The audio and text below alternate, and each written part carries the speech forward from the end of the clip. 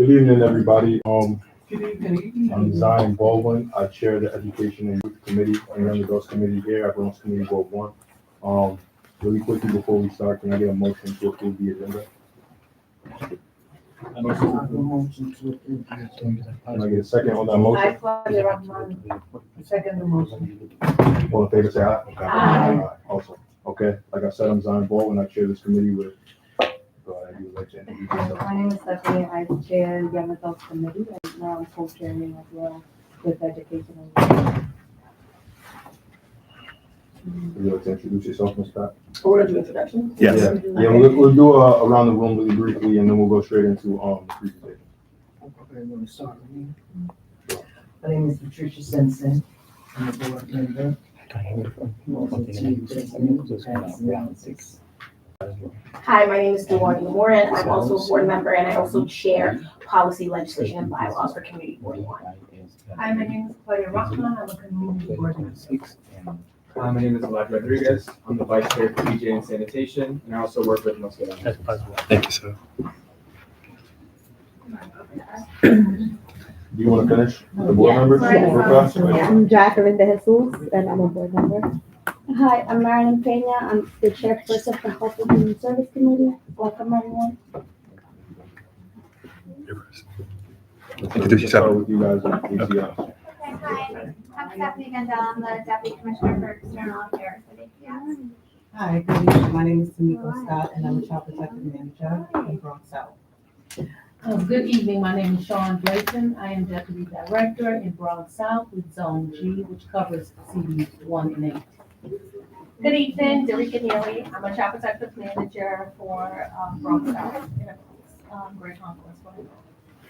Good evening, everyone. My name is Wendy Brown. I'm the Associate Commissioner for both Bronx North and Bronx South. So we have 2 offices in the Bronx, one that covers the North and one that covers the South. Good evening, everyone. I'm Lisa Estrella. I'm the Borough Commissioner for the Bronx South Borough offices. That includes 2501 Grand Concourse and 1775 Grand Concourse. Good evening. I'm Olanike Alabi, Director of Community Engagement at ACS, External Affairs. Hi, Keena Andrea Dallas, Child Protective Manager for Bronx South. Good evening, everyone. Christopher Coleso, Social Work Coordinator for the Bronx Child Advocacy Center. Good evening, everyone. I'm Tiffany Rivera, Child Protective Specialist for Bronx South. Good evening, everyone. I'm Anthony Jordan, District Manager to the Board. Just want to remind you that our meeting is being broadcast live on our social media and YouTube channel here in the front. So please make sure you speak loudly, clearly, and concisely when speaking so that we may be able to make sure that your voices are heard and really recorded. The chair will open the meeting and we will call on you for the time for questions and answers. If you're speaking for the first time, please make sure to repeat your name again so that our system can pick up names and titles to associate you with your agency. Yeah, good evening, everyone. My name is Muhammad Sheikh, board member CB on City of New York. Thank you. Mr. Chairman, thank you. Awesome, no problem. So before we begin, I just wanted to talk to the board members and address if there's any new business that we need to go over or review. I don't have any new business myself. Does anyone else have anything? Nobody else?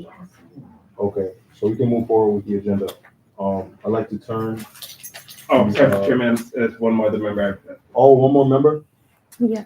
I'd like to introduce yourself. Oh, hi. My name is Naisha, and I'm also part of Board 1. Okay, so I'd like to turn the floor to Ms. Lindell. You can take us away with the presentation. Hi, will do. So I'm Stephanie, just repeating it because you mentioned. I'm Stephanie Gandel, the Deputy Commissioner for External Affairs. Thank you so much for having us today. As you can see, I brought the Bronx team with me. They're going to do most of the presentation today. We're really pleased that you invited us, and we hope that we're going to be able to provide you with the information you're looking for and answer your questions and process share what we're doing to help keep children safe and providing families with support so that they can thrive.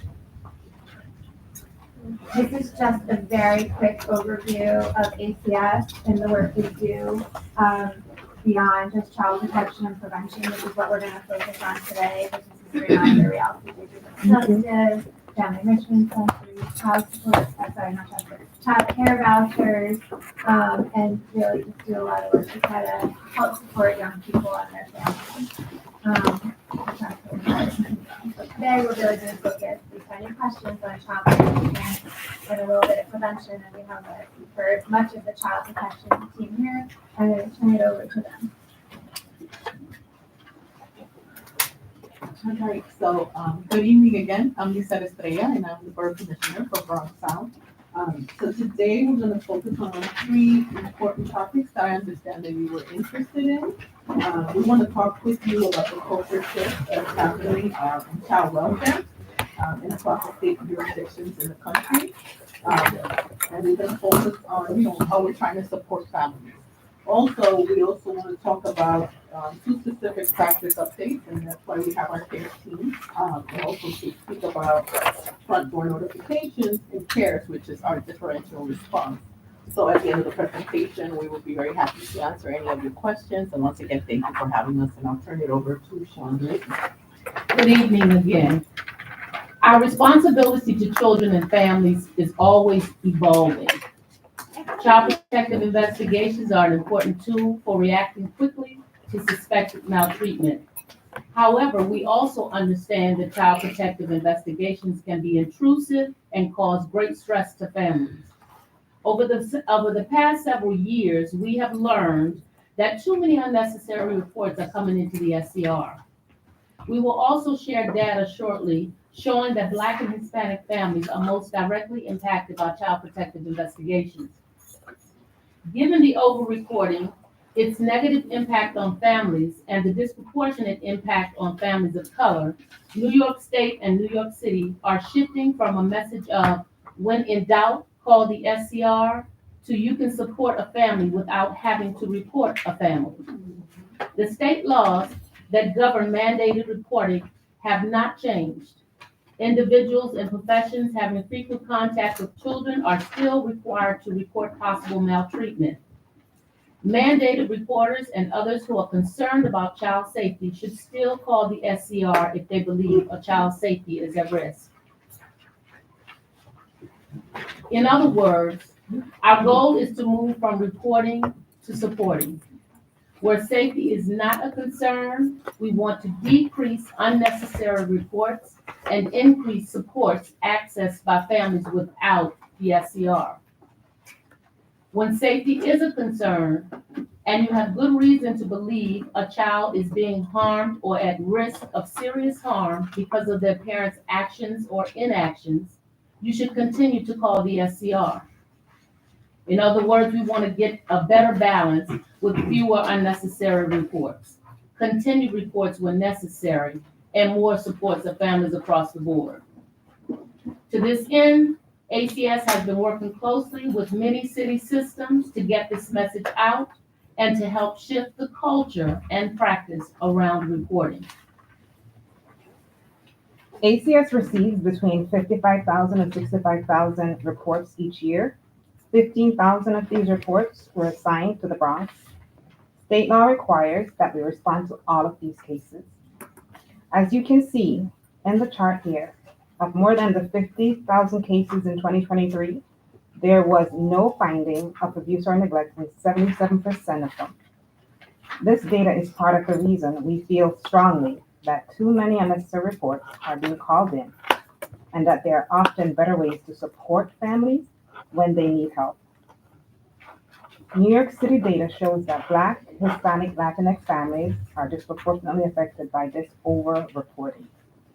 In New York City, Black children are 7 times more likely than white children to be in a child protection investigation.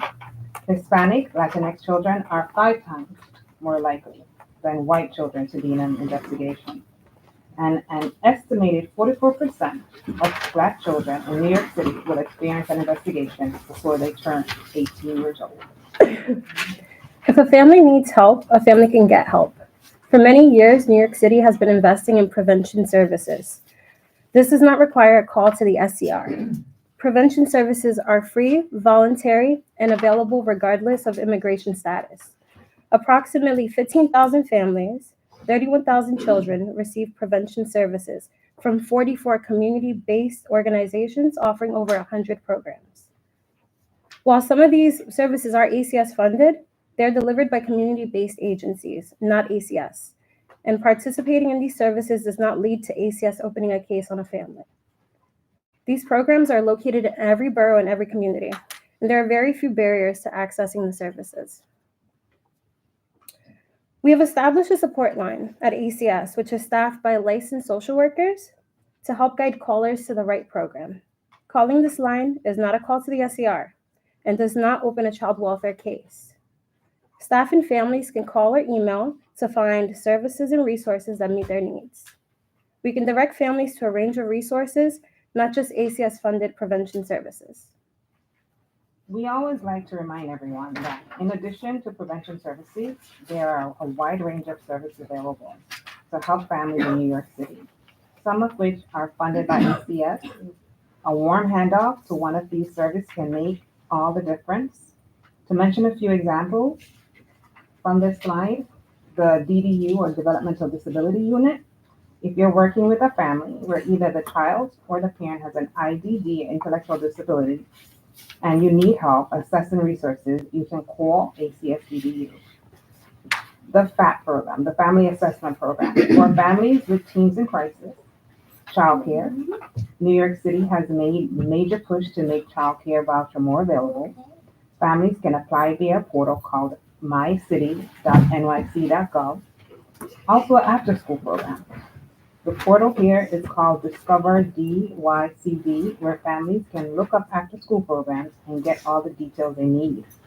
Also, family enrichment centers. These are family-friendly, welcoming spaces run by community-based organizations and co-designed with community members. Families can drop in anytime they like and find resources and connect with other families. The community creates offerings that are unique to that neighborhood. Things like support groups for parents of teens, dad groups, clothing swaps, movie nights, etc. There is no case management and no names or information are taken. There will soon be 25 citywide. All of these resources you see and more are available to staff of families by calling the support line at 212-676-7667. Again, that's 212-676-7667. Turning now to some of our child protection updates, let me start with a DCP overview. ACS is most frequently associated with child protection. Our Division of Child Protection exists to investigate and address possible child maltreatment in New York City. These duties are written into New York State law, and like all other county child welfare agencies in New York State, we are overseen and regulated by the New York State Office of Child and Family Services, which is also known as OCFS. State law also created the State Central Register of Child Abuse and Maltreatment, which is also called the SCR, which is how ACS becomes involved with the report of abuse or maltreatment. Anyone can call the SCR to report possible child maltreatment in New York. Certain professionals who work closely with children are required to call the SCR when they have a reasonable suspicion of child maltreatment. The SCR receives telephone calls alleging child abuse or maltreatment within New York State. If the staff determines that the facts meet the standard, and if so, the report is screened in and the information is relayed to the local CPS for response. ACS is required by law to respond to any such allegations within the 5 boroughs. With an important exception that we'll cover shortly, if the SCR accepts the report from the caller, ACS is required to investigate it. The Child Protective Specialist is the staff person who conducts the investigation. Broadly speaking, their objectives are to assess the safety of children, assess the protective capacity of the primary caretaker, consider and facilitate a connection to services, if needed, to address safety and/or risk. Gather enough facts to discern whether the allegations are indicated or unfounded. In an investigation within 24 to 48 hours of receiving the case, the CPS will contact the family. Over the past several years, ACS has been taking steps to more intentionally balance our legal obligations to assess the safety of children and balance that with parents' legal rights regarding their children. Recently, we have begun providing families with written notification of their rights at the beginning of an investigation. As you can see here, the notification explains that the family is not required to let CPS into their homes and that they can seek legal assistance at any point. The notification also explains that CPS are legally obligated to assess the children for safety. The notification is translated into 10 different languages. In most instances, families do speak to CPS and address the concerns that have brought the family to our attention. There have been cases in which CPS supervisors become involved in the conversation to help facilitate or wait for CPS to assess the safety of the child. In a few rare cases, ACS has had to go to court in order to assess the safety of the children. Good evening again. My name is Tamiko Scott. I'm the Child Protective Manager at Bronx South. Now I'm going to give you a brief overview of CARES. State regulations permit local child welfare agencies to develop a differential response, which at the name implies allows for some welfare concerns to be responded differently. In New York City, we call this response CARES, Collaborative Assessment, Response, Engagement, and Support. Like a traditional investigation, a CARES response prioritizes the assessment of child safety. However, with CARES, there's no formal determination whether maltreatment occurred, no finding. In CARES, the approach is more collaborative than investigative. Phone calls and announced visits are made rather than unannounced visits. Children are seen together with parents and caregivers. And CPS take more of a partnership approach to identifying families' needs and services. The CARES CPS helps families engage and connect to service providers. A few important notes about CARES. First, because ACS knows that not every concern about child safety requires a child protective investigation, we have been working hard to expand our ability to respond to appropriate cases with CARES. However, CARES cannot be requested by the reporter. ACS determines the suitability of this approach. Second, CARES is a child protection response. Families can experience it as stressful and intrusive. Safety is still at the forefront in the CARES response. If a family is unable or unwilling to mitigate the potential harms identified, ACS may have to retract the case to an investigation. Hello, everyone. Zarika Neely, Child Protective Manager in Bronx South. CARES is a child protective response rooted in state social service law and state regulations. As with investigations, CARES begins with a safety assessment, including interviews with the source, the family, the children, and the collaborators. If a child protection team member finds that a child is unsafe or in immediate or intended danger, the case cannot continue on the CARES track. It is retracked to an investigation or closed and reopened as an investigation.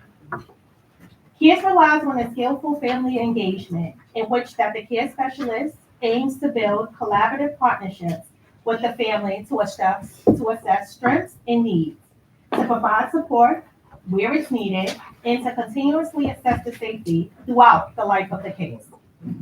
Effective family engagement and collaboration makes children safer. CARES seeks to address potential risks and reduces the likelihood of a child being abused or maltreated in the future. At the end of a CARES case, there is no determination or indication or unfounded maltreatment. So the family has no record that could harm their employment or other prospects. And we're now happy to take any questions you guys have. Thank you, guys. I want to just offer a thank you and voice my appreciation for your comprehensive presentation. At this moment in time, I want to open up the floor for questions to board members first. You can start it with any board members. If you have a question, please state your question. Your name and your question. Delaney Moran. Also, thank you guys for this presentation. And I'm a lawyer, and I used to do Article 10 defense at NBS in Harlem. a few years ago, and now I'm a criminal defense attorney. I want to tell you, much easier. I've cried too many times at Fort Worth Courthouse.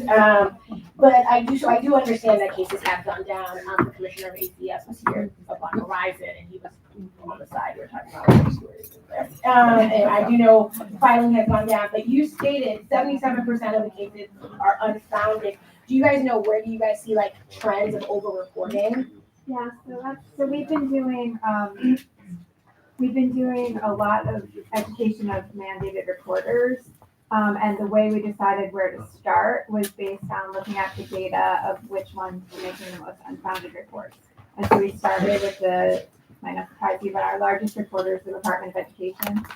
And so we have trained thousands and thousands of people at COE or NYCPS. And that is where we started. And we train them multiple times. They have a required training at the beginning of the year. So we've done that the past 2 years, and then we do like smaller meetings with them, with the principal, superintendents, and stuff. So that's where we really focus a lot of attention. And then some others that we've gone to include health and hospital, not to pick on health and hospitals, the health and hospitals, homeless shelters. Also, when you guys say schooling, here in the Bronx, there's more kids in charter schools than there are public school. So when the over-reporting happens in education, are you seeing it like DOE and charter schools equal, or maybe more charter school or community college?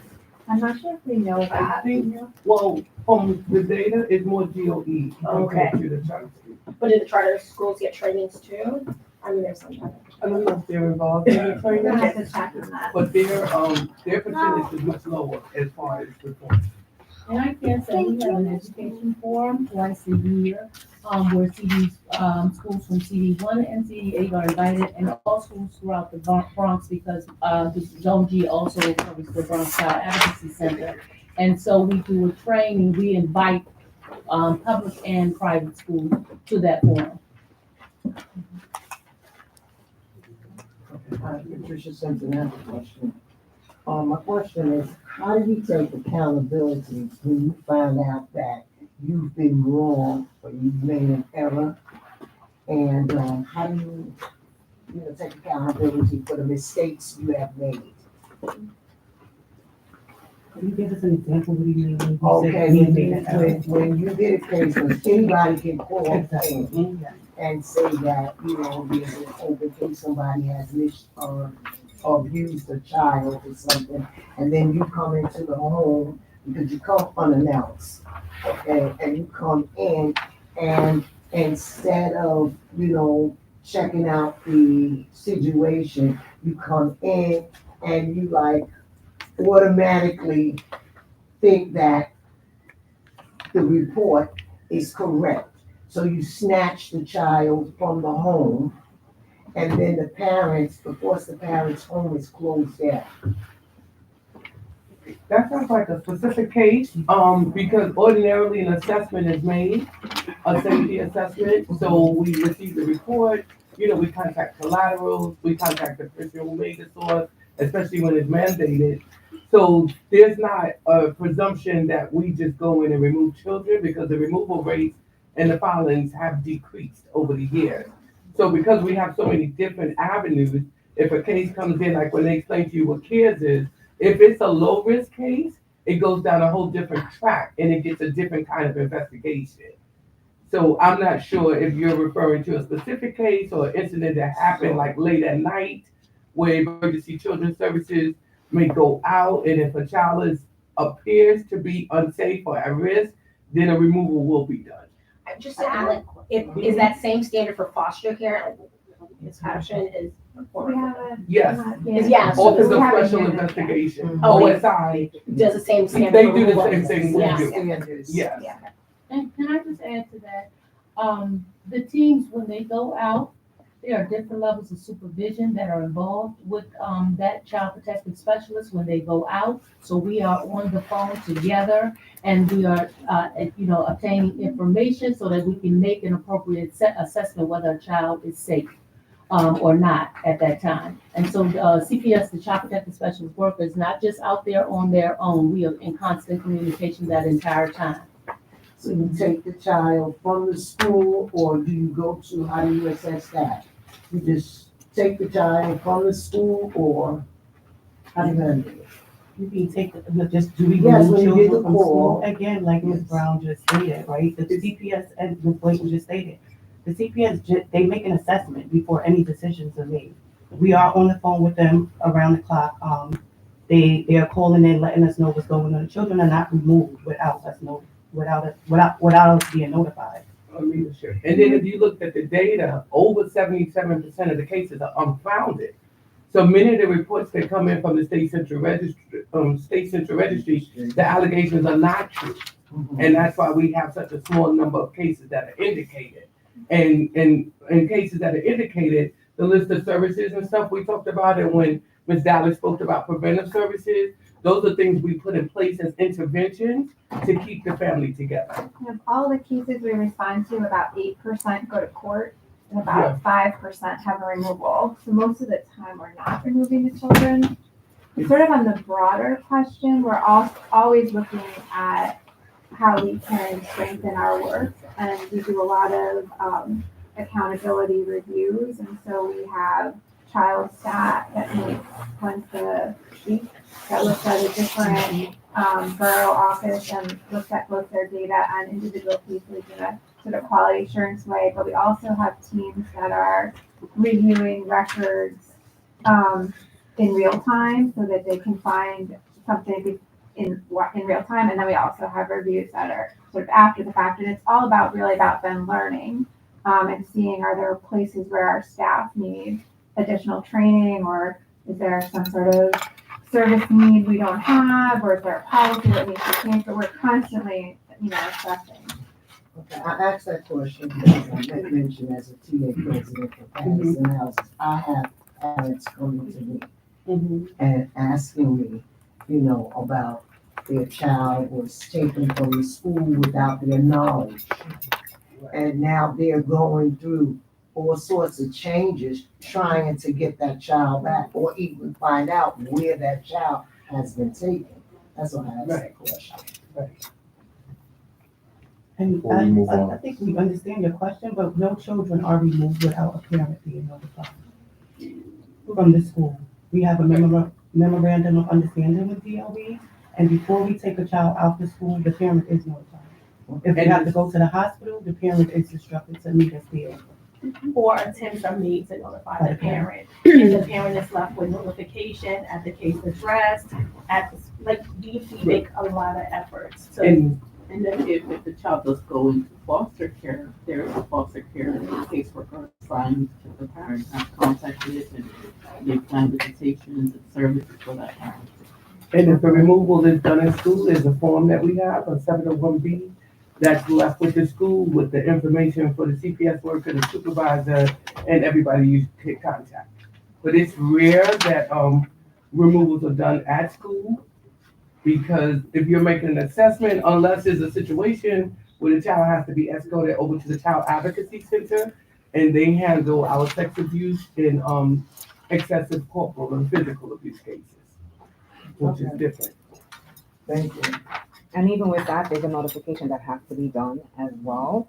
At the Child Advocacy Center, there is special criteria when it comes to cases that were called in by the Department of Schools, where we have to respond, and we have to provide that in a notification in writing, and it gives the information for each of our offices where the family can come and see their child and get more information. So it's not where we're taking a child from the school and removing the child.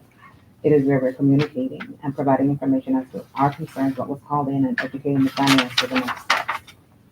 Before we continue, I just wanted to briefly recognize two board members that just came, and then we will continue with questions. Christina? Hi. Yes. Hi, everyone. I'm sorry to be here late. My name's Christina Cover. I'm here on the board committee. I'm a teacher at the Bronxwood Preparatory Academy up by Wakefield, 241st Street area. And so glad to be here, special education teacher. And thank you all for being here with us today, this evening. Hi, I'm Joyce Pulfus. I am a principal in DOE in this district, and my Thank you. I just had a question myself, actually. I can't remember your name. What was your name again, man? Tiffany Rivera. Tiffany, you stated earlier that there were few barriers for families to get access to your services. I was just wondering if you could list those few barriers. So in regards to prevention services, some of the barriers might be that the age limit. So depending if your child is on the cusp of 18, it could be for certain agencies, there might be a language barrier. But we continue to assess to see what other agencies can support us. But there's not that many barriers at this time. Remember that it is free, it's accessible to most. Immigration status is not a concern. So depending on which agency you are reaching out to, they have different barriers compared to others. Thank you. Measure. Hi everyone. I had a quick question in regards to like cultural differences. So different people see raising children differently. Some people believe in like, corporal punishment. How do you guys deal with such situations? Do you do like I don't know, like an education program, or do you allow it? Because I know you are trying not to take a child out the home, but how do you navigate such situation? One of the things we do, or we really make an inference to do, is partner with local community board agencies, community-based agencies, so that we could connect families with the cultural responses that they need. Of course, in New York State, and New York State, the law is no corporal punishment, but we understand cultural differences and cultural sensitivity. So that partnership in educating families, that's one of the things that we strive to do. We have also partnered with faith-based agencies who are community partners that also support families. We actually recently had a meeting with one of our mosque peers, and they're also sharing some of this information. We share information about services that are available, and many of our preventive agencies are culturally sensitive and based on, for example, we have the Arab American preventive agencies that supports families. So we are doing a lot of work around that. And also ensuring that we have appropriate language supports for families. Sorry, I just want to add on to that conversation. How do you guys also navigate having families not be offended by like your approach? Because some people do not want to be told that they're raising their child the wrong way. So how do you how to say that, overcome that barrier? So for us at the agency, some of the things we do is cultural sensitivity training. And those are some of the things that educate us ourselves and some of the different various ways that we could communicate without offending. Sometimes the engagement just has to look different. Thank you. Any more board members that have questions? Any more committee members? Yes, Mr. President, this is Muhammad speaking. Thank you all and Happy New Year to everyone. Thank you. The only thing I have a concern when you say Bronx South, what is the jurisdiction of SES? There's somebody living in Parkchester, we're in South Bronx. There is a SES works jurisdiction that this office contracted by only the neighborhood, or how it works? The SES jurisdiction, I mean, it have to be the same borough, or we have the access, any part of the city of New York, or how it works? Right, so when I introduced myself earlier, Wendy Brown, Associate Commissioner, I cover both Bronx North and Bronx South. So if you live in Parkchester, that's Community District 9, and it's covered by Zone D over at 2100 Bartow. We just opened a new office on May 13th, and the offices are kind of centered near the community district that they cover. So everyone here today is from Bronx South, because Bronx South covers Community District 1. But the whole Bronx, we're responsible for the entire Bronx. In the case of a zone based on where you live, like she said, she just came from Wakefield, that's CD 12.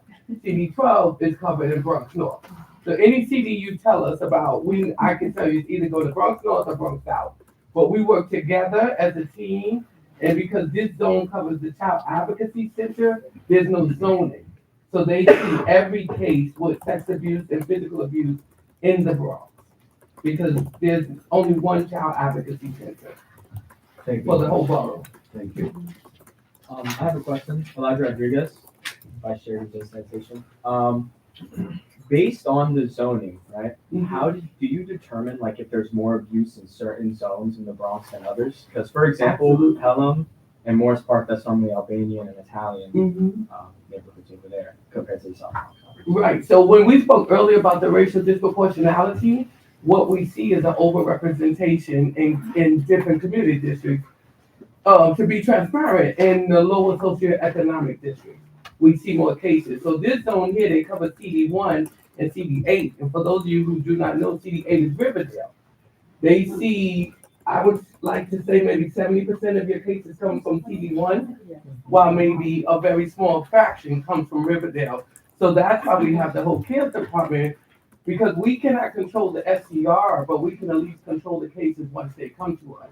And we find that people that are associated with poverty tend to get more reports in different community districts. All right, I have another question for you. So when you file these reports and you file these indictments, do you prioritize any reports? Like for example, let's say a mandated reporter, such as a teacher who will report a case of abuse or a neighbor who will report a case of abuse? Well, we have, somebody can speak about the high priority, the HP codes that we have, depending on the type of case that comes in. But just to be clear, somebody else calls the SDR, we don't call the SDR. I mean, handful of times, but we're not usually calling the SDR. And then if the SDR accepts it, we're required to respond. And we only would take the case to court if we needed court intervention, which happens in about 8% of the time. Right, but the cases come in either low risk or high risk. So we prioritize it if it's an HP 6 involving domestic violence, intimate partner violence. If it's an HP 3, if it's a HOP dealing with a small child that's under 3 with injury and mark. So once it goes to our application section, it's screened and then it's sent to the unit that specializes in whatever area the case comes in. What is the typical response time for ACS investigators to respond to the case of child and parent interview? And how does ACS ensure the responses are in timely and effective manner? So we are to respond in 24, 48 hours. If it's a high priority case, like Ms. Brown just mentioned, the team has to go out within 24 hours. But it is an important point, I think. If you needed an emergency response, you don't call the SDR, you would call emergency or EMS or fire. We don't just show up right away. Because it takes some time. When you call the SCR, you're calling the state, right? That's Albany, and then they start, assigning the cases to what we call their application. The application says their clearances. So it does take some time, and many times you may call and say, what's going on with this case, and it may not have arrived to us yet. But overall, if it's an emergency, yes, definitely. And the state is taking cases for the entire New York State, not just for the city. And how many cases do you guys take per manager? So it all depends. Also, we have lower seasons, right? When we know that like schools are closed or it's the holidays and things like that. But it all depends on the number of cases that come in. We really do our best to manage the caseloads of our teams and support them with providing these services to families earlier, so that they're able to, provide the best work for the family. So overall, there's not an exact number of cases that a manager gets. It all depends on the SCR. We did say earlier that the number of cases has gone down. And also, we also assign many of those cases to CARES. So maybe about 20 to 24% of those cases go to our CARES. So for example, an example, at least give We me. try to keep caseloads under 12 at all times, but the caseload average, I think, today is like 10. It's like 8.92. Yeah. But what Mondays are our highest intake day. I just looked at it, it's 8.92, because what we've been doing is onboarding a lot of staff. So the number of cases, if you look over the years, don't change. But if you have more staff to take it, then, it's evenly distributed. But Mondays, because Emergency Children's Services works on the weekend, our highest intake day is usually Monday mornings, because we get all the cases from ECS that came in after 4 o'clock on Friday. So anything after 4 o'clock on Friday, it automatically goes to emergency children's services. And then we open back up Monday at 8. So just to piggyback on just like, caseloads and staffing and things of that nature, I do know that you guys are, trying to be equitable, you guys understand the population you work with, but I do want to understand how, your agency is not into politics, right? So we just, not just, but when a child dies, that like swings the pendulum. I mean, we can feel it in courtrooms as a defense, that 8% might tick to 9. We can feel that 1% increase in cases. So I do want to it's easy to keep cases low when you guys are not making the news. And it's harder to do that when you guys are making the news because no one is immune. And so when you guys have these outside political pressures, even though it's the same communities, poor people, you guys know the areas, how do you guys try to keep that internal balance? So we monitor the data. We have not actually seen it go up. And we have not given the message that the pendulum is swinging. I think the commissioner has been really clear that that's not the path we're on. We're on a path to, as he would say, get it right every time. And so when a child is at risk, we need to respond. For children not at risk and families that need support, we need to respond in that way. And I don't think these teams feel like they've received a different message in the last few months. And there's a great op-ed in the Daily News. Sorry, I will read it. All those things you're talking about are last year. Okay. 2024. Today's op-ed was positive.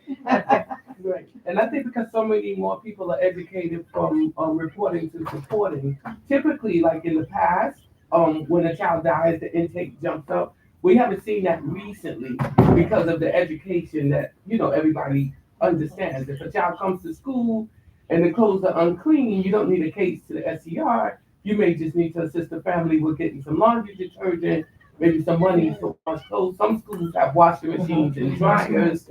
So we haven't, seen that recently after the fatalities. Because more people are educated on other avenues you can take rather than calling in a case on someone.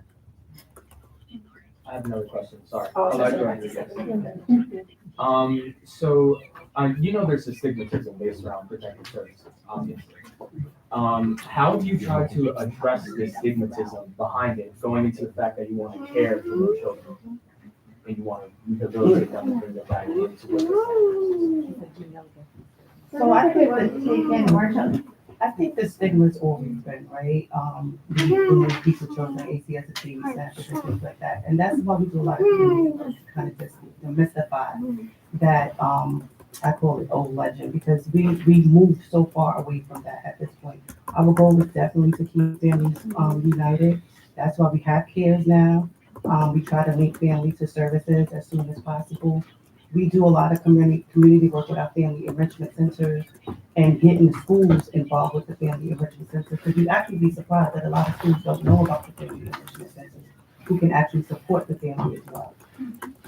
And to piggyback off of that, what ways have you gone about just introducing CARES into people's life? Have you noticed an increase since you've introduced this system from the start to the end?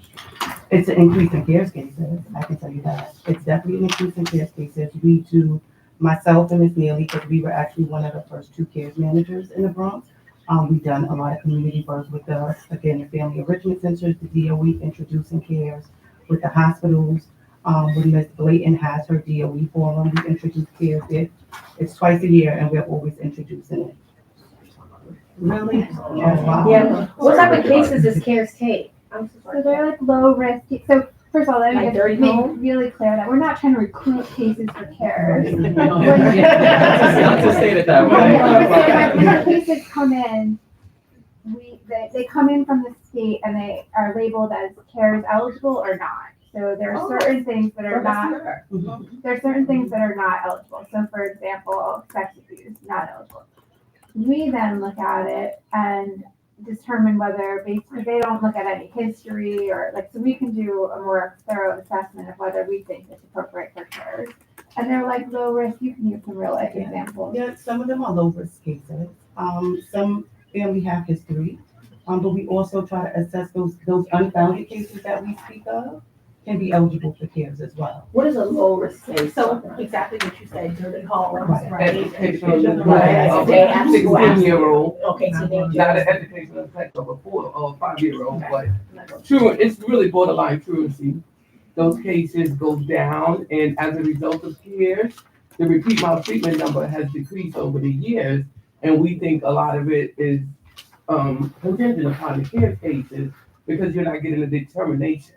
So you struggled with getting this child to school. In the past, we would have called them HP 13 because you have 4 more indicated reports. But now those cases are able to go down the CARES track, so there's no determination, so they don't keep returning. Can you re-identify what CARES means again? Collaborative assessment, response, engagement. And support. So the way it got it to me, so I do like the marketing stuff for this. So it's called at the state level, it's called FAR, which is Family Assessment Response. And we didn't think that FAR really explained the program at all. And so as we were working to expand the program, we thought, well, maybe we can call our program something different so people wouldn't be like, what's FAR? Also, Family Assessment Response didn't really explain it. So we did like a couple of focus groups with families who had been in what then was called FAR. There's actually a father who participated in it who made the suggestion to call it CARES. And so we like that. It sort of stuck. I will say I was surprised it really stuck when we were going to call it something else. It's really stuck. Sure. Before we open it to the public, I wanted to recognize Mr. Jordan, our DM. You have a question? Thank you, Mr. Chair. So, thank you, ACS and the team for coming to participate. A question is, a lot of your work is important and preventive services. Not everything else is engaging CPS workers or service workers or ACS directors agency. A lot of it is prevention because we realize that services are important in terms to prevent families from likely entering or children entering the system, like the social commissioner mentioned, whether it's laundry services, whether it is access to food pantries, whether it's really home services and so on. Can you talk more about why and how those services are important, and how does your office work together with the preventive providers in our district to ensure that families do not likely enter the removal stage or other ACS interactions? So one of the things that we try to do to build that relationship and that collaboration is, so like as Scott said, most of the schools are not aware that they could call, although we had a couple of presentations, that they could call preventive or connect with preventive services that's in the community. So within each community, it's several different preventive services that are allocated. We try to build relationships so that the schools are aware, so we could kind of connect them so that the SDR is not called that's made, but more so reaching out to the community partner and kind of letting them know about, a family that may be in need.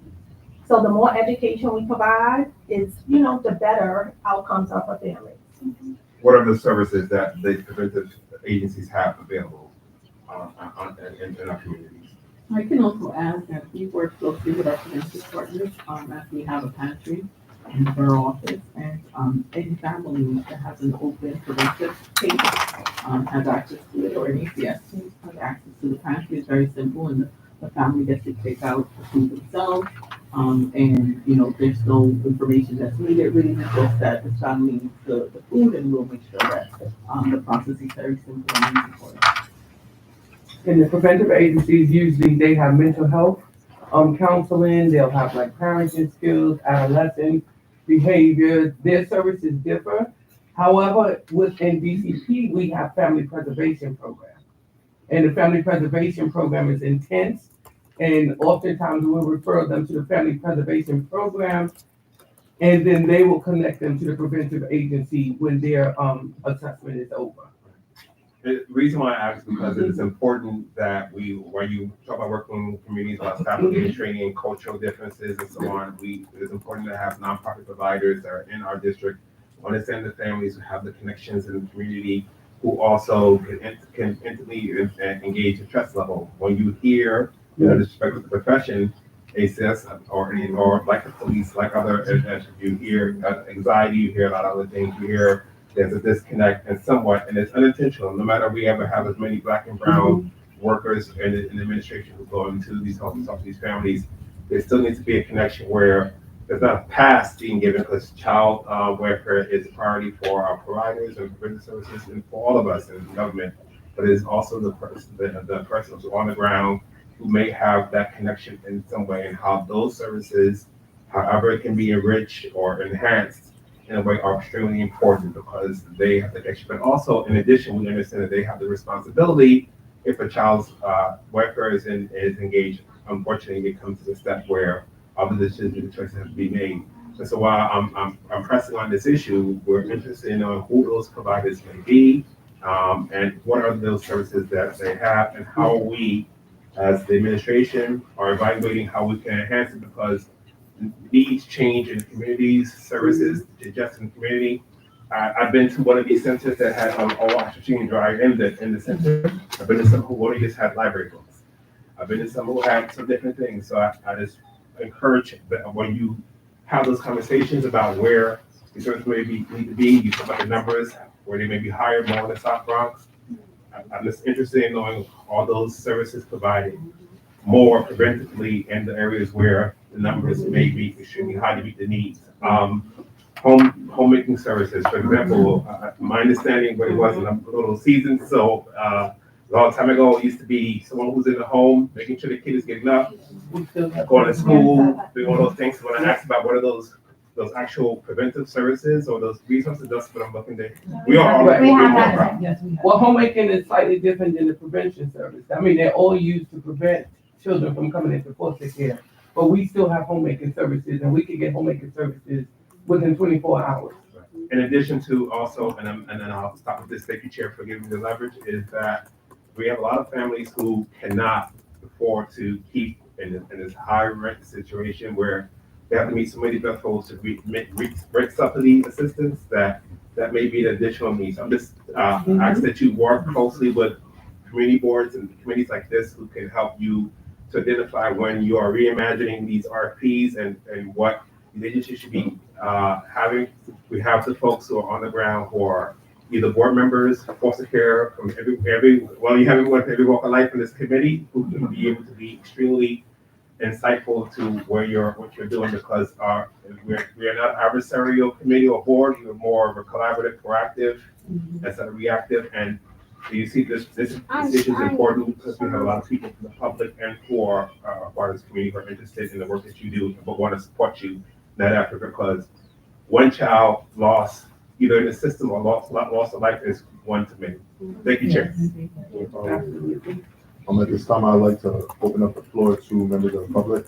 You just state your name and introduce yourself, and you can go ahead and ask questions. Any questions from members of the public? I just have one. My name is Jessica McLaughlin. I'm an attorney at the Bronx Defender, so I represent parents. Can you please stand to the camera for this? Hi, my name is Jessica McLaughlin. I am a lawyer at the Bronx Defender, so I represent parents in Article 10 cases. And one of the questions I had is my understanding from talking to some clients is that CARES can be quite investigatory, and parents can feel, there's the threat always of an Article 10 case looming, and that notes from the CARES case can be used if an Article 10 case is filed. And so just with the idea that it is for lower risk cases, but can cause families harm, I guess the question I have is how are you sort of thinking about its threatening, or, the fact that there's this threat of an Article 10 case, and parents, are parents told that? And then my second question is, my understanding is investigations for CARES can close in as few as 7 days, but parents are not, at least parents I speak to, are not always told that the investigations can close in that short of a time. So I just want to understand the timing of the CARES case and when it can close. So I think for starters, CARES is not an investigation. It's a referral that's pulled into the state, that's handed down that's assigned to the borough office. I'm not sure when you say that the parent is being told that there's going to be court intervention, because that's not the case. So I can clarify. Okay. I think my question was so isn't it true that if a parent, says no to CARES, it is then possible that a case can be filed? No, when they say no, it goes down the investigation track. However, we try to engage the family more to see, just to see what their dislike is and why would they not want to engage in CARES. It is still fairly new to some families.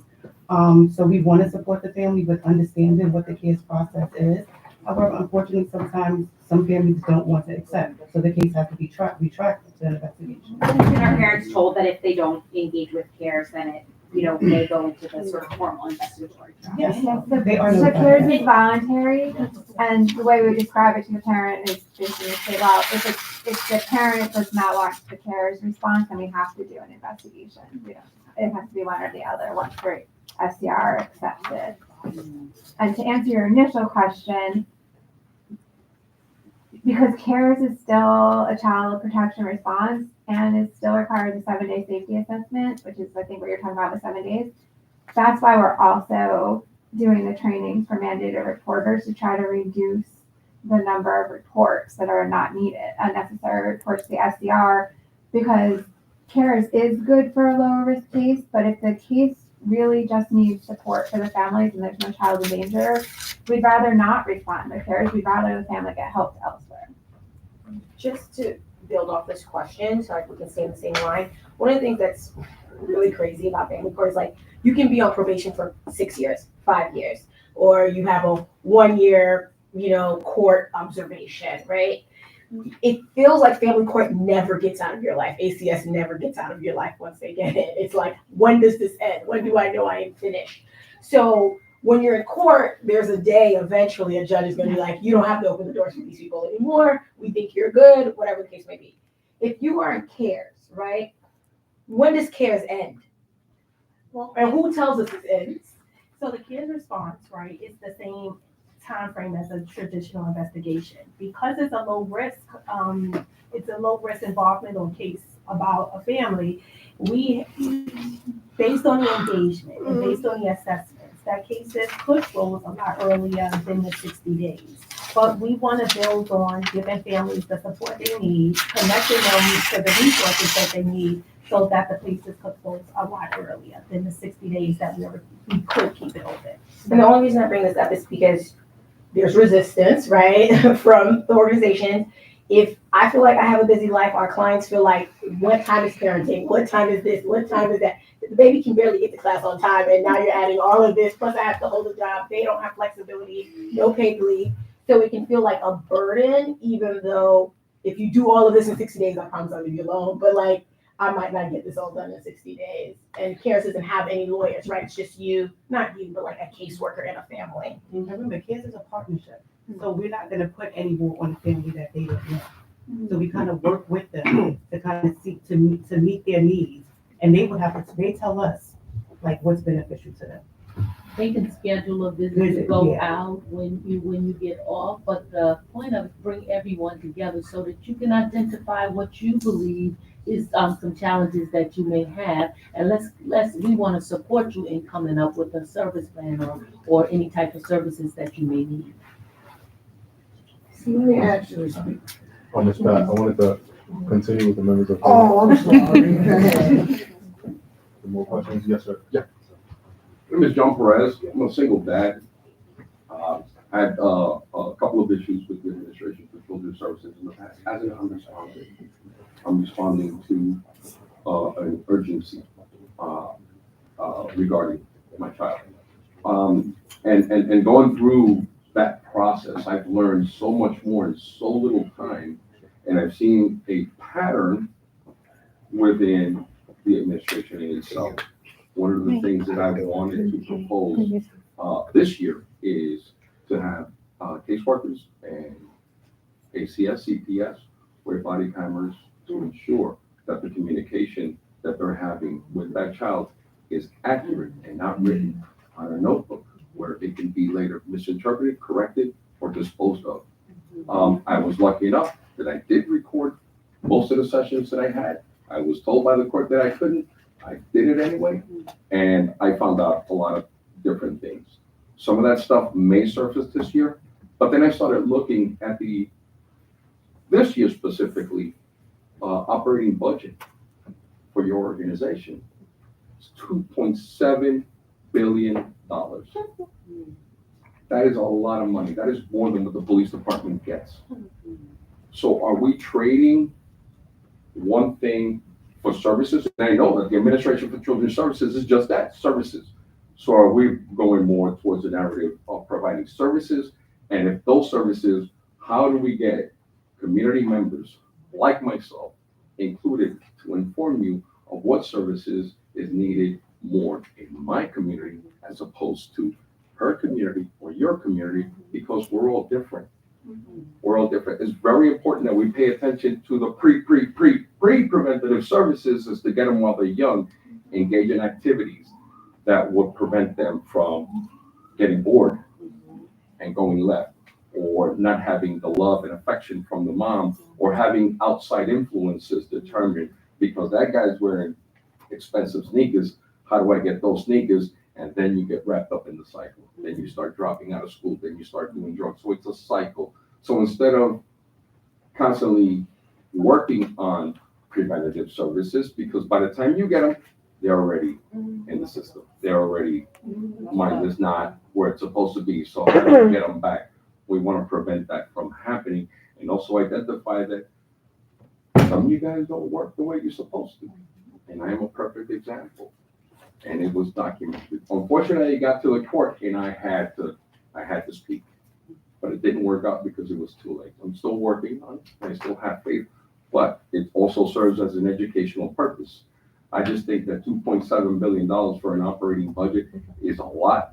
And we want to see some of that money come back, because it just goes on one side. And we have to accept that and not be part of the people sitting on the table and say, we would like this to happen as opposed to that. So I don't know if there's a question there. I think it's more of. Say one thing about the budget, because I happen to know. So over $1 billion of the budget is for childcare. And so that includes some money that goes to DOE for the what was called early learn, and now I think it's called extended day, or I'm not sure if they call it. Well, I have it all written Yeah, down. and then a good amount of it, we'd really increase the use of childcare vouchers, which I think of childcare as sort of the most free, I don't know what the right word is, but the engaging children in childcare, enabling parents to work, providing them with social development mentally appropriate care is probably the best preventive service there is. So just wanted to mention that a good amount of our budget is actually for childcare. But your point is well taken, that it's important for us to be making sure that the services we're providing are the services that communities want. I think the family enrichment centers were sort of developed with that goal in mind. Each one is different, and they are shaped to provide what the community has asked for. So they're all different. The community names them. But I hear you. It's an important point. You open to the ideas of wearing body cams? I don't know if that, I'd have to look into that. Because no one's ever asked me that. John Perez.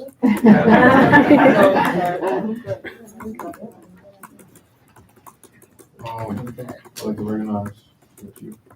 Yes, hi, everybody. My name is Amanda Perez. I am the director of the Family Enrichment Center here in the South Bronx.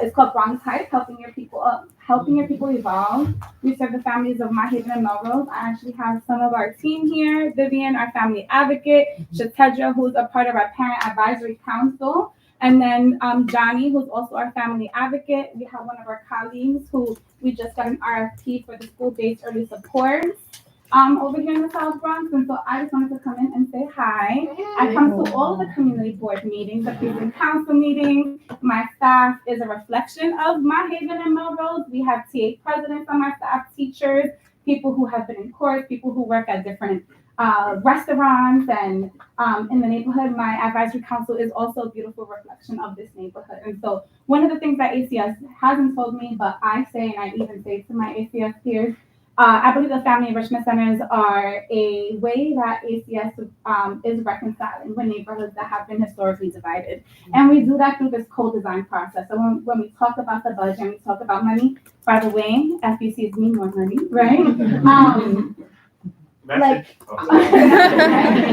Our name, the programs, the offerings, the things that we do I have really good ideas, but none of this is about what I think is a good idea. It is community members like Shatedra and all of the other community members that come in and say, these are the offerings that we want. This is what we want to do.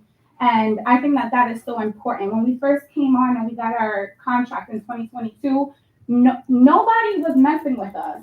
But I was hired and I've been in this neighborhood for a really long time. And so I knew some really good, credible messengers. And so I was based off of the trust of me, they came in. 2 years later, people that said, I'll never walk into your center are calling us, asking us for support, coming to some of our workshops. And it's because we do a really good job at being transparent that ACS funds us, but this is not an ACS program, right? We get the funding, but this is a community program. The community builds this, the community drives this program. And when you come into our center, you'll never see an ACS form. You'll never see an ACS sign. You never have to sign in. And so I just wanted to share that. By the way, thank you. 111 Bruckner Boulevard. Actually, your chairperson used to be our advisory council member, part of the OG team. And so I first of all, shout out to CB1 for the transparency, because I would have never known about this meeting. Just found out about it, and I told my staff, I said, I know we got so many places to go, because there's also a precinct council meeting, so I have half of my staff and team members over there, and some of us will be here just so we can say hi, let you guys know that we are doing work in your community. ACS is not that bad. I swear I didn't. I promise nobody knows I was here. But we just wanted to say hi, and I've seen your faces on a monthly basis because I come to all of these meetings, and so does my staff and advisory council members. So that's it.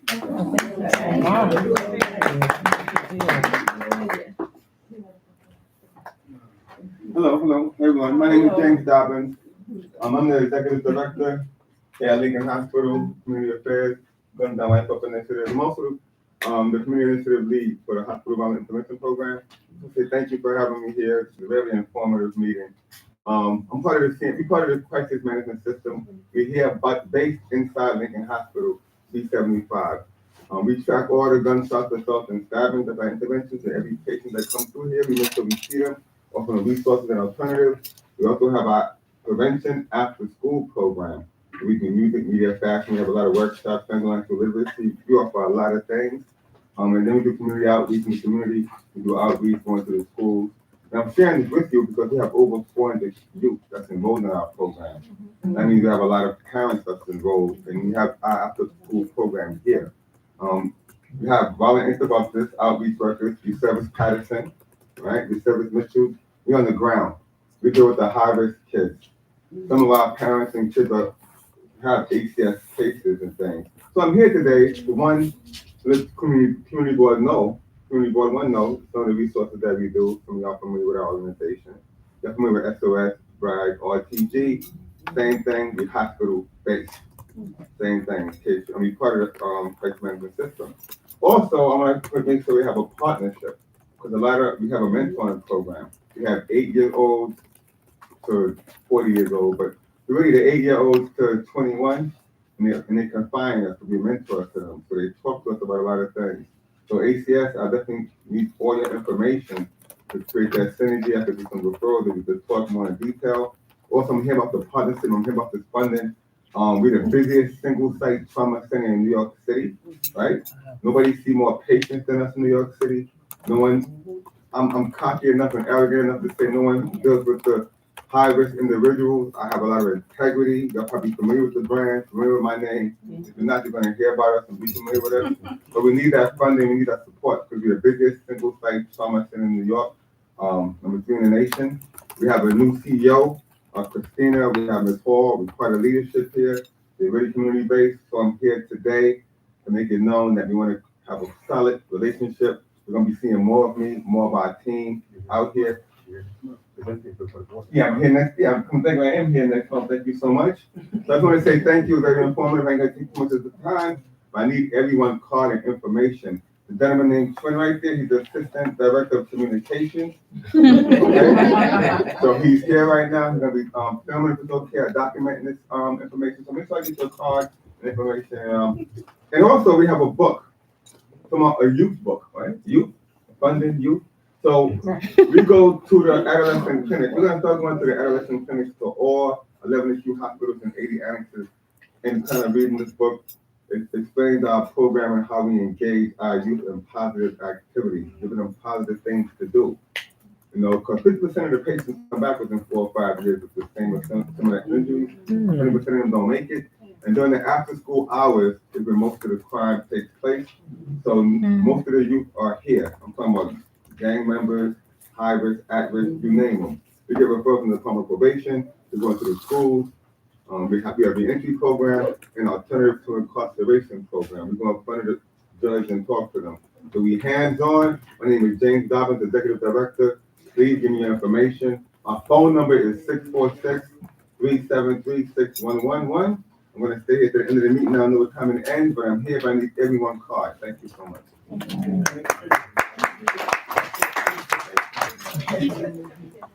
Let's recognize all the hand on the left and then over here. Good evening, everyone. My name is Cynthia Rodriguez, and I'm kind of piggybacking off of the comments from everyone so far here in the gallery. I understand that you have this wonderful program. I'm wondering whether or not you've had any data presented yet in terms of which type of preventive services are the most needed, the least needed across the program, number one. I think number two, if we don't have that data, I think it's important to start considering getting that data, because when we're speaking of preventive services are useless if we don't address the systemic issues that create the need for prevention. Because otherwise we're just running on a hamster wheel, preventing, when there are systemic issues like income inequality. Why is there income inequality? Which goes then to racial inequality. Without addressing those issues, we need the data so that then as an agency and as a community, we can start to advocate to make real change so that hopefully one day we don't need ACS, or we need them at a minimum at Yes, worst. the goal is to not have at least the child protection part of ACS in the future one day.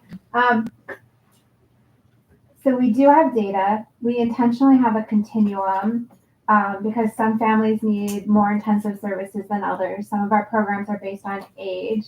I'm actually going to turn it over to you because one of our newest programs, and we've never met before either, one of our newest programs is a prevention program called School-Based Early Support, where we've intentionally built that model to include a component of income support for families who have concrete needs, because we also saw that as a need for families. You're up. Hi, everybody. My name is Brittany Murray, and I'm the director of the School-Based Early Support. And I also was told something really interesting, that your daughter actually works for us. So yes, she's great. I love her. That's my girl. And she told me you'd be here today. So pretty much what we do, and our program is really new. So we're one of the last programs to actually take off. But we're in Fort Morris, we are in Choice Charter, and we're in Fairmont, which is closer to like the Soundview area. And our program is like pre-preventive. So like if a family, let's say, has a kid that's like chronically late, or maybe it might just be an issue of like the kid coming to school without a coat. Like my executive director and founder just shipped us a bunch of socks, a bunch of coats, a bunch of clothing from Gymboree. So we do get good, cute, everybody things. And we'll go out to the schools and pretty much provide like concrete needs, because everything doesn't really necessarily warrant an ACS case. And I could just give you like a little bit of an idea of a case that we may start to enroll from our community path track. And that one is not necessarily recorded in connection and promise. It'll be recorded more hard copy offline. But there's a case where like the kid needs, the kid has special needs and needs like intervention services. But that is the insurance policy holder. So like on the school end, it looks like this kid is having medical neglect, but that's not actually the case. It's just that dad and mom have like a kind of beef, and now mom can't get the evaluation. So the school would like to call them the SCR, but because our program has been showing like, some effective building relationship with the families, the school's like, all right, well, we won't call the SCR because mom is comfortable with you. Let's see what you can do. So they're giving us the opportunity to do the work, and that's kind of like some of the unnecessary SDRs that do come in.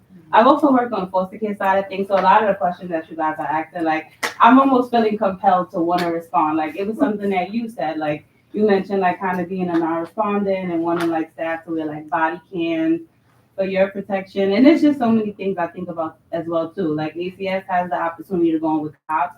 Sometimes, like parents are offering to throw hands with us, you know, but, so I understand, your sentiments as well as like, you know, and just for ACS overall, like maybe at some point you could send out surveys to people impacted by the system, right? So like parents who are dealing with foster care, maybe that's where like some of your ideas could come from, because a lot of them come from top down. And even being a director in this, like I'm having to manage staff, and sometimes they're frustrated with me, but they have no idea like these are ACS requirements, and sometimes to be honest, they don't always make sense, but this is our policy holders. They're the ones who fund this program, so we have to do what they say. The schools sometimes come to us and is like, okay, so the school pays early support programs. You want parents to join Triple P. I heard you say like we want parents to all these programs and they can't feed their kids. The school is also saying like, okay, you want parents to join Triple P, and what you gonna do? Give them Chinese food? Like they don't want Chinese food, they want things. So I think one of the most important things you could do is kind of send out surveys to the stakeholders that are impacted by this. But thank you guys. We need to do a better job of outreach, of distribution, I guess. So we just on Tuesday issued a press release we do survey families who've been in prevention. And we just released that on Tuesday. But obviously your families wouldn't be in the survey yet. Yeah, because we're new, we didn't get from last year. And in the report, it does, which I can send to you, it does include, well, first of all, the findings are good. Like over 90% of respondents said the services helped them meet their goals, met their needs, and that they would refer a family member or a friend to the services. But we do include in the report, in addition to the positives, like some of the suggestions that the families have made, and we then use that to try to think about the following year. So like last year's report, one of the things the family said was that they didn't understand, even when they were in the service, they didn't really understand what it was. So we've been trying to provide more information. We redid that part of our website to try to make it more clear, like what the services are. So we use it in that way, but we need to get it out more. We do also do a survey of youth in foster care. Sort of in a similar way, we ask them about their experience in foster care to try to be able to tailor some of the services and support for them. Bye, everybody. Thank you for your leadership. Felicia is my girl. Oh my goodness, you know Kristen Blake. I gotta tell her you do. Tell her Amanda Perez. Thank you guys. We kind of want to take two final questions from DM. Thank you again, Chair. So I wanted to talk about pens as what is the role of the administration dealing with pens cases. We have a lot of parents who have had children who unfortunately are families are facing action from ACS, and the parents may not be clear about what their role can be with the courts and providing pens to help with persons immediate supervision. That still means that. Okay, cool. So to understand how ACS plays a role in that, to ensure that that in the whole incident, maybe one child who may have some issues that need some services, the whole family doesn't get pulled into the whirlpool of that. So last year we filed citywide less than 10 PINS cases. I think it was 7 citywide. Parents so in a PINS case, just in case people don't know, it's the parent filing a petition against the young person. And so when a parent goes to court to try to do that, they must first get connected to our FACT program, which family, FAP has a continuum of services for youth. And they can't then file the petition unless the FAP didn't work. So that's how there's so few PINS cases. We do have a whole, I don't know if anybody else has more information on that. You know what I wanted? There was a part in the slide and I saw someone taking a photo, and that was the resource part. And right. FAP is on there. So for everything that you need, if it's disability, if it's family assessment, there was a great resource part, and I think maybe you all should get a photo of that because it will direct you to the right place to contact. That one right there.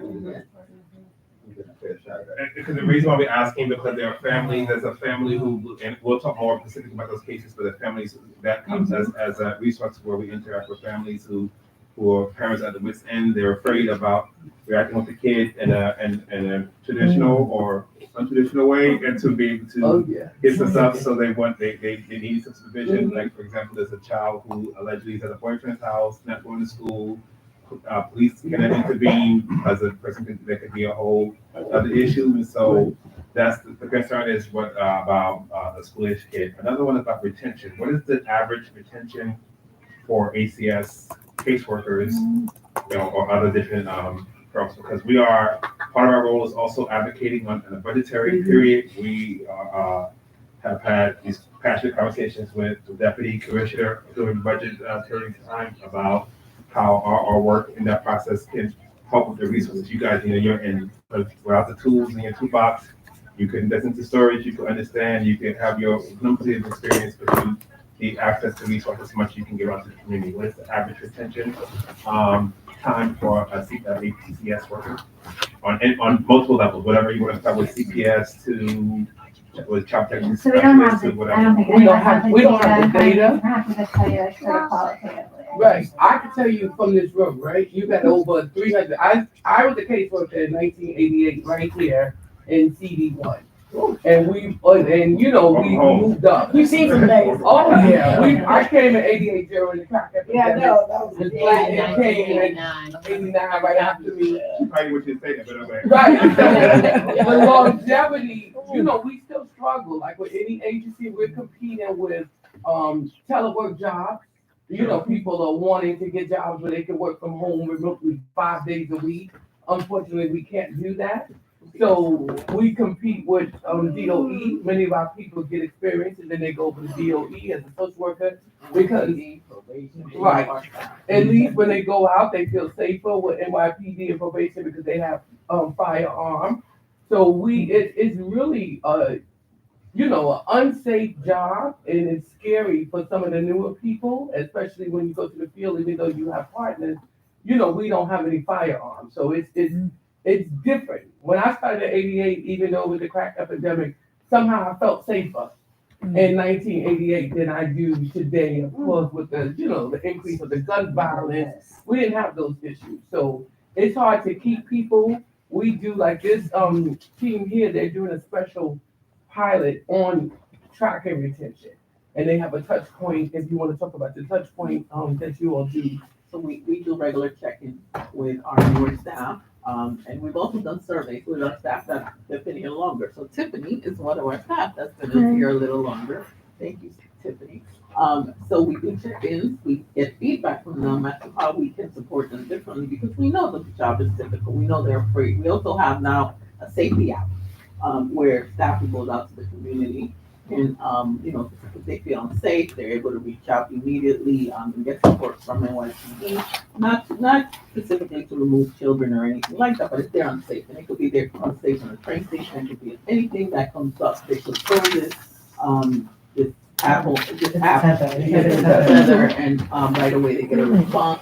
So we're trying to look at how else we can support them, and a lot of the ideas that they share are very helpful. And we have come up with a lot of ways to support them just based on their ideas. Even with these phones, right? Many years ago, they didn't have phones. So now they have phones, right? So we're looking to support them, get tablets, find ways that, incentives so that they can stay with us. We also have educational incentives for them. So many of them come back to school, they got their MSWs, and, they stay with us because they really are dedicated to the work. So we're trying to continue that, and part of that is, leadership, being able to have that communication with the staff that, they may have at times felt that wasn't there, so we're really working on it. Thank you, Chair. No problem. In the interest of time, I wanted to thank you guys for everything you've given us today. And if there are any further questions, can folks just meet with the team outside? so we can move forward with the agenda, but thank you so much. Thank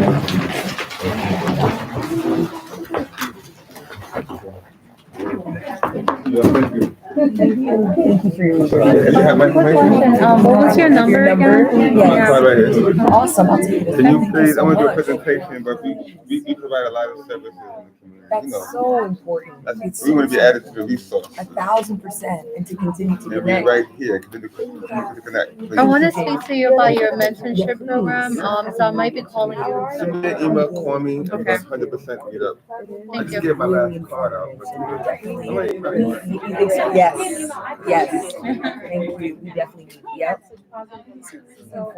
That would be so beneficial for my clients at the Fortune Society. Yeah.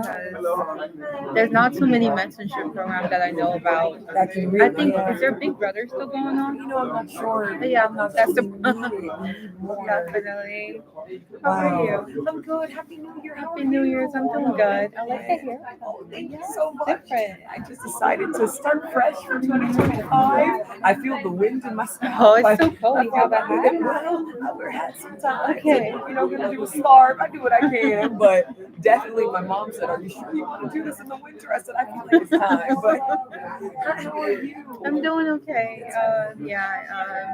Navigating work. How has work been? I'm so busy. Same. Holiday seasons are like are different. A lot of Okay. rearrives, a lot of new clients, things like that. Because I think it's like the season where they don't see their family. Okay. There's a lot more drugs, alcohol, you know. So it can be very difficult. How about you and your kids? Oh, busy. My colleagues. You told me. Yeah. Oh my God. See, my colleague left at the end of she found a new role. Oh, she left? She left. My colleague. She's amazing. We still stay in touch. Yeah. She got a job with the New York Public Library system in their young adults division, which is wonderful. But now I'm alone in those classes, and it's just adding even more to my schedule. And then another colleague is there too, who used to teach advanced placement. He's going to another school because he's sick and tired of the shenanigans at my school. So Everyone's leaving. We're definitely starting to feel like short staffed. Yeah. IEPs, documentation, and then I have kids. Even though it's January, I feel like they're still not. You know, I'm trying to reach them. Talking about preventative service, I try to reach them to help them with their reading skills, but there's still some students where, whether it's attendance or they put their head down in class, they say they want to change, but their heads down, they're in school. It's hard to reach them. Even at the secondary level, they might be on the first grade reading level in 9th grade. So I'm just starting to really reflect and be like, hey, and we try to reach the families. Order, please. Order. But Order. it continues to be tough. Order, please. Yes. So for now. Definitely. Order.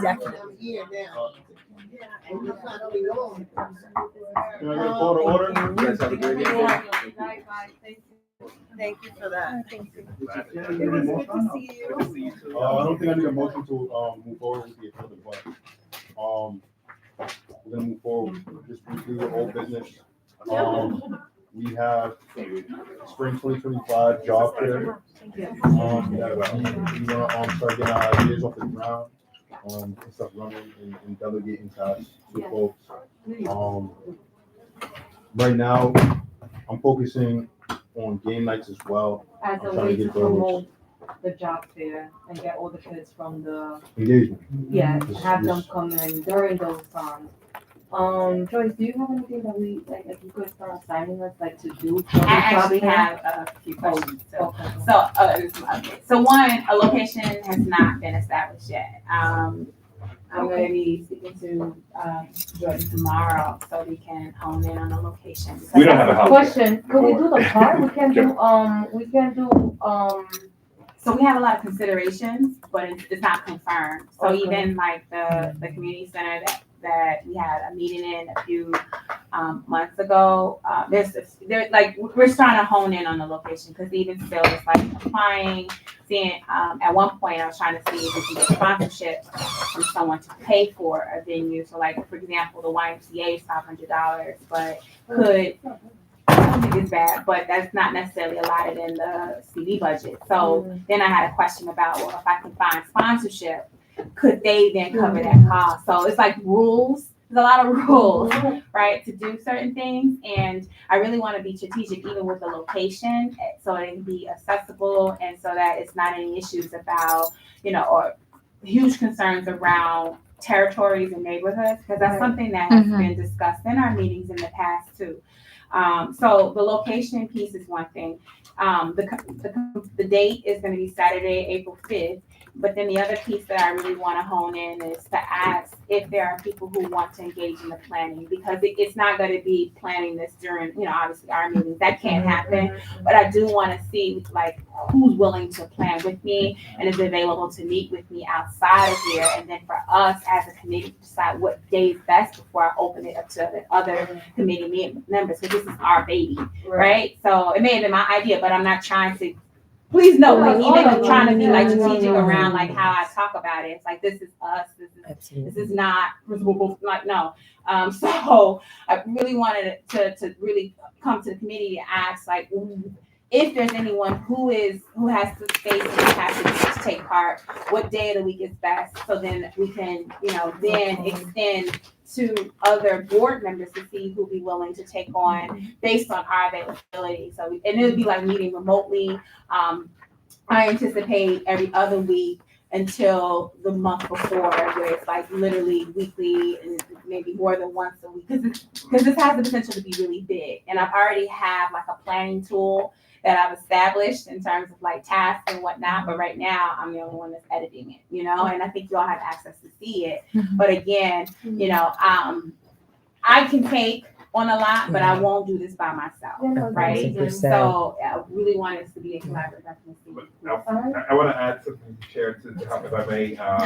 This is good. We have I think it's good. We have to understand the reason why the planning for location is maybe taking a long time, because we have to be careful not to violate any conflict of interest rules. Given the reality of what's happening in the environment for the full board. And I want to be transparent about where we are at a lot of different things, what's happening with potential candidates running for office. So we have to be so I chose for our team to seek the counsel of the Borough President's Office, talk to the General Counsel about understanding what the conflict of interest laws are about, because when you ask, if you have a space, for example, that costs $500, then when you seek sponsors, the sponsors will likely be the entity that will pay the cost of the space. So you have to make sure that you're being very mindful to look to make sure that there's not, I see a hand there, not looking at the making sure there's not a conflict in the interim. And so for purposes of the chair and the executive committee, because fines can be levied very heavy. I am a city. We're just trying to cross our T's and dot our I's. I'm a city employee. It starts with me, and it works its way down. So and amongst other things. So yes, I have been talking to the chairs of the committee and to Joyce about ensuring that we are strategic, but there are some tasks that can happen in the interim of the work that you're doing for. Thank you, Chair. No problem. I'd like to recognize you. Good morning. Okay, so I just want to say two things, like, quarter this thing. One, because most of the was already in the room, I was like, and they have like a whole youth arm. Don't let me talk to y'all, but don't let me talk for you guys. They have a youth what? Sorry. Youth arm, like part of the things they do. Oh. Yeah, we have a very youth-led team, and we try to do a lot of work with the youth and bring them into the work. So I thought, when you think about partnerships, I would think about other nonprofit organizations in the CB1 district that also do youth stuff as a partnership, and maybe looking at Nos Quedamos as people we can partner with, and when we partner, we can get support, maybe financial support or not, for this like $500 thing. I was thinking that, and then I wanted to also say that Economic and Development met yesterday, and Paola and I and the other people who were there were talking about like how we can support youth at this job fair, because it's your baby, but it does cross over economic development for youth, which is something that's really important for that committee as well. And then the last thing is just like Leslie, which is our comm director, even if the minute we get the earlier we can promote something, the better it is for attendance.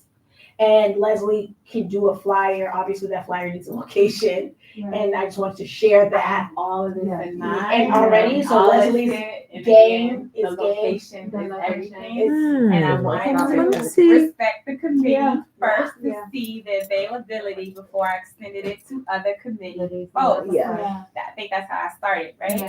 So Yeah. that was I done feel like- intentionally too. Just note that.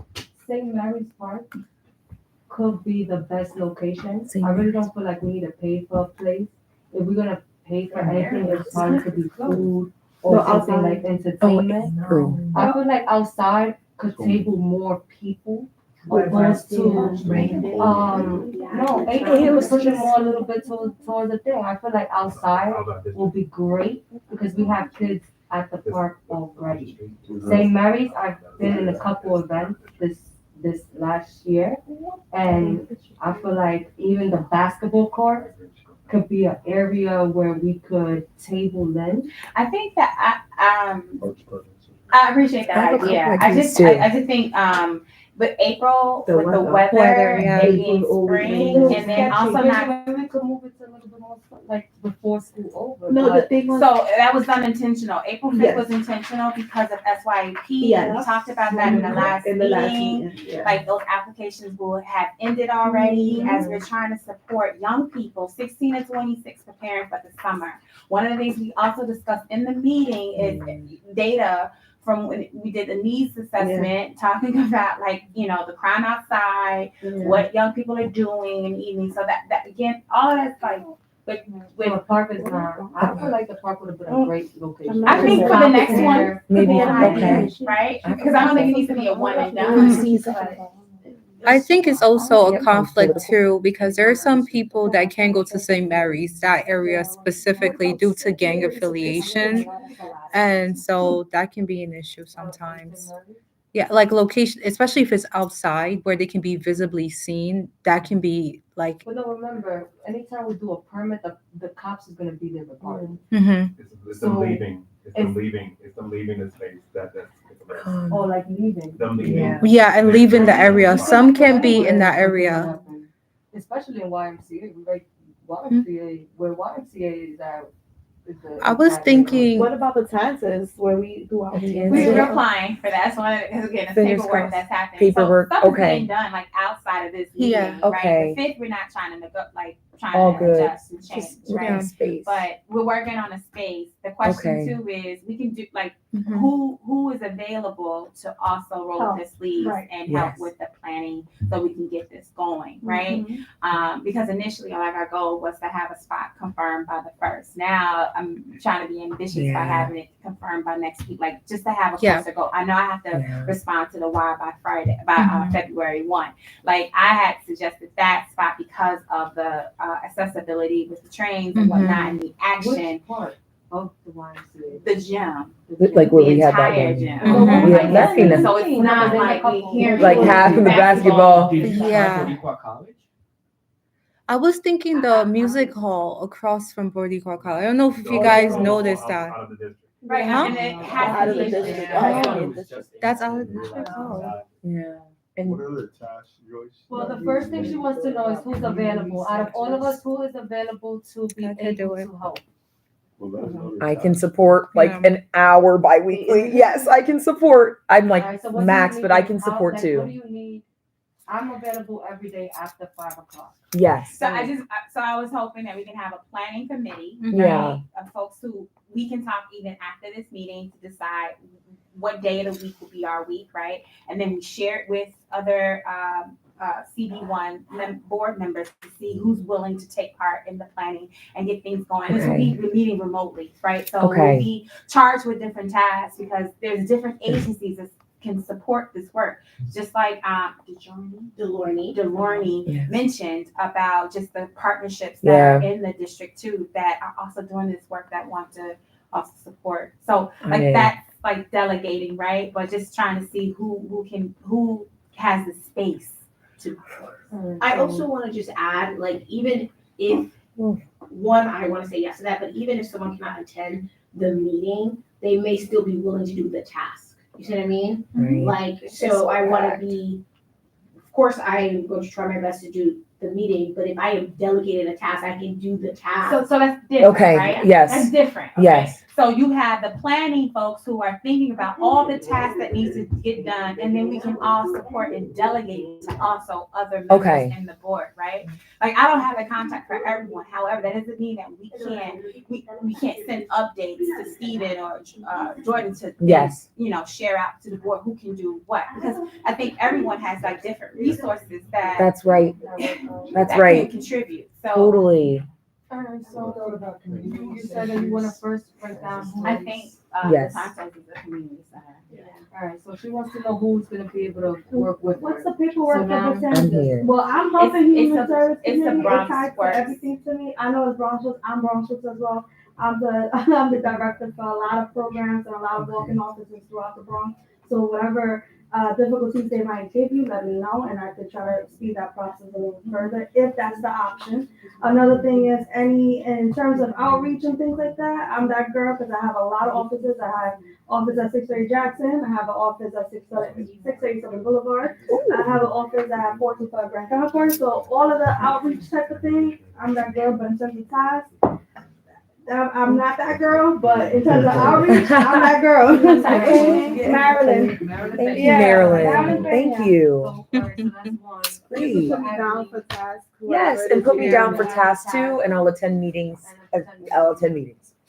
As many as I can. Yes. And do you want us to pick a meeting day? I want us to decide on the meeting day. Like Okay. what day of the week is Yeah. the best for folks. Is it a Monday? Is it a Sunday? Like so that we can then have a revolving meeting. You come when you can. Like obviously, Yes. ideally, it's like you come to most of them, but this is like a separate space. Is it gonna be in person? Virtual. Virtual. Yeah, Okay, Which would be perfect. great. Okay, so Yeah. Yes, Yeah. virtual's okay. And the thing is, you guys are on a timeline. So the fact that April is right around the corner. Like, I think April is like February. Like, it's right now. Yeah, I think I have something scheduled that day. You know what I mean? And so we want to make sure that this is very important, and this is part of what's gonna step forward for providing to the community that this Yeah. is what we do. Yeah. Okay, so I would prefer a weekday over weekend. Okay. Same. Not Mondays, because we're not available. Not Mondays. Definitely Not available. Mondays. The whole world's organizing on Mondays. It's rough. Lord knows. And I would prefer to rule out Fridays. There you go. So, how about Thursdays? Happy New Year. Thursday, what time? How about Thursdays? Okay, Thursday. Let me check my phone. You talking before you look at this? I'm booked. But I'm all about, 2025, it's about working. Can't be the last Thursday. Saying that. Last Thursday is the 4th, right? Yeah. You gotta be to the 1st and the 3rd. You could still do it on The Thursday. No, there's like We you can have do. 3 Thursdays. No, the first week, yeah, because you said every other week, right? Like a Well, bi-weekly? in the beginning. In the But beginning? then like I mean we only have what February after Yeah, Yeah. February, March, and then And then, so I was gonna say the 1st and 3rd week, but you're saying, I don't care. either way. Thursday. Thursdays, All gonna be Thursdays. here on Thursdays, that way we can Evening. probably we do it the same Yeah. time that we have the board, because we could just talk about it. Well, I think also if Oh. we can also Oh. have like within the board just to check in to be able to provide an update. To the full, yeah. Yeah, like. So you can provide that in your committee report. When you provide a committee report. Oh, to the full board To the full meetings, board. monthly, you're saying, Monthly. okay, yeah. Unless Okay, unless so you have an email Thursdays. that your chair wants me to share with the full board, then I can Thursday, share with the full board in advance. That's up to. It's up to. It's up to Look the at us board. organizing. It's 8 too late. Ace, listen, with a cup of coffee. That's a little too late for me, yeah. No, for Thursday, for after the board meeting, you mean? No, Just On like a to Thursday. virtually meet. Yeah, that's late for me. What about 7? That's fine. That's fine. Let's do 7. Yeah, I might because be in if we class, say but I'll- 8, yeah. Don't worry. Well, I do too much. I work with my therapist. Thursdays is fine. Thursdays at 7 to 8? Yeah. Okay. All right. Let me double Yeah, check. that works. That's fine. Put it in the group chat so that and, everybody. then I'll join as many times as and then we'll delegate. We'll use the tool you Join. created as well to delegate. My suggestion is to put in the group chat. That's great. So at least that's set. I hope I can make it. I know what's going on. Christina. Right, hello? That's my problem. That's my. Anthony's out here calling you out. Hello? Like, no, but this is good though, because I love the idea. I do.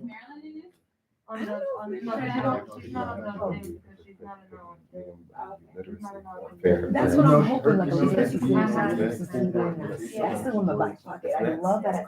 But Did Jacqueline say she was there? Yeah, Jacqueline Jacqueline is is there. there. I did the best I can. I was so sad to hear about the water damage.